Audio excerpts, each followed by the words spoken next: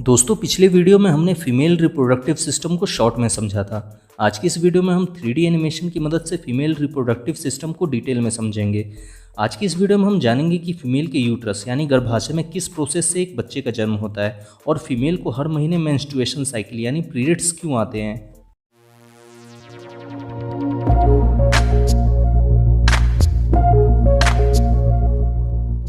दोस्तों ये फीमेल का रिप्रोडक्टिव सिस्टम यानी प्रजनन तंत्र है। फीमेल रिप्रोडक्टिव सिस्टम का सबसे मेन ऑर्गन ये ओवरी यानी अंडाशय है। हर फीमेल में 2 ओवरीज होते हैं जिसका काम ओवम यानी फीमेल एग को बनाना है। जब एक लड़की का जन्म होता है तब से ही उसके ओवरीज में 70 से 80 हज़ार एग होते हैं जो अनमिच्योर होते हैं।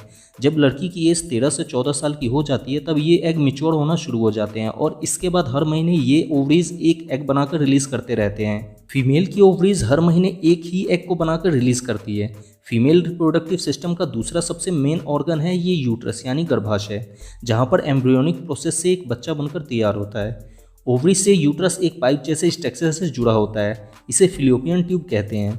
ओवरी के पास ये ट्यूब फिंगर लाइक शेप में बना होता है। जब ओवरी एग को रिलीज करती है तब फिलोपियन ट्यूब के फिंगर इसे कैच करके अपने अंदर तब तक रखते हैं जब तक कोई स्पर्म इसे हिट करके फर्टिलाइज ना कर दे। ये आगे वाला हिस्सा फीमेल का वजाइना है, जहां से सेक्सुअल इंटरकोर्स के बाद स्पर्म फीमेल के बॉडी में एंट्री करते हैं और इस सर्वाइकल कैनाल से होते हुए यूट्रस में पहुंचते हैं।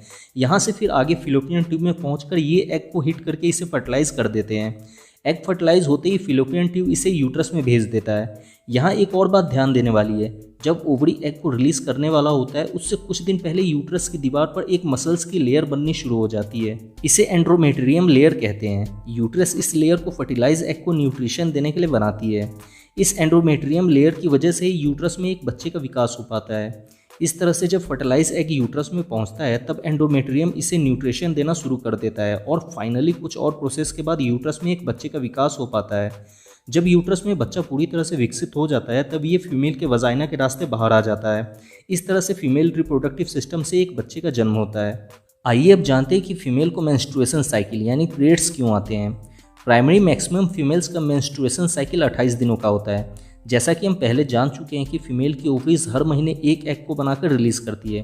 जब ओवरी एग को रिलीज करने वाली होती है उससे 14 दिन पहले यूट्रस में एंड्रोमेट्रियम की लेयर बननी शुरू हो जाती है और धीरे धीरे ये लेयर मोटी होती रहती है। जब ओवरी एग को रिलीज करती है तब फिलोपियन ट्यूब में ये एग 2 दिन तक स्पर्म का वेट करते हैं। फीमेल एग की लाइफ 2 दिनों की ही होती है। जब कोई स्पर्म इसे हिट नहीं करता तब फिलोपियन ट्यूब इसे यूट्रस में भेज देता है, जहाँ पर ये एग यूट्रस की दीवार से चिपक कर रहने लगता है। लगभग 28 दिनों तक जब यूट्रस में कोई भी एम्ब्रियोनिक प्रोसेस नहीं होता तब यूट्रस एंड्रोमेट्रियम लेयर को तोड़कर वजाइना के रास्ते बाहर निकालना शुरू कर देता है। Endometrium layer maximum blood vessel से बने होते हैं, इसलिए जब ये वजाइना के रास्ते बाहर निकलते हैं तब इसके साथ कुछ ब्लड और एग भी बाहर निकल जाता है। ये प्रोसेस 4 से 5 दिनों तक चलता है। इसे फीमेल का मेंस्ट्रुएशन साइकिल या पीरियड्स कहते हैं। उम्मीद है कि आप फीमेल रिप्रोडक्टिव सिस्टम और इसके फंक्शन को अच्छी तरह से समझ गए होंगे। अगर आपको अभी भी इसमें कुछ समझ में नहीं आया है तो आप इंस्टाग्राम पर जुड़कर अपना कोई भी सवाल मुझसे पर्सनली पूछ सकते हैं।